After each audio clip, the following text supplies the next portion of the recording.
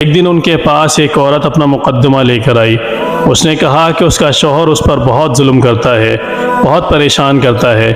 Harut Marut نے جب اس عورت کو دیکھا تو وہ اس عورت کے حسن اور خوبصورتی سے مروب ہو گئے، اس پر عاشق ہو گئے۔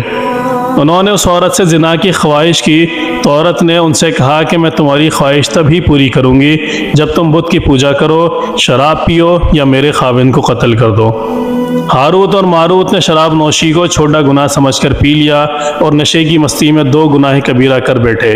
اس عورت نے ان سے آسمان پر چڑھنے کا عمل بھی سیکھ لیا جس کے ذریعے وہ آسمان پر جاتے تھے، اور وہ عورت اس عمل کے ذریعے آسمان پر گئی تو اللہ تعالیٰ کے حکم سے اس کو سیارے کی شکل میں مسخ کر دیا گیا۔ چونکہ اس عورت کا نام زہرہ تھا اس لیے وہ سیارہ زہرہ کہلایا، جسے آج ہم وینس کہتے ہیں۔ اس گناہ کی وجہ سے ہاروت اور ماروت خود وہ اسم اعظم بھول گئے جس کو پڑھ کر وہ آسمان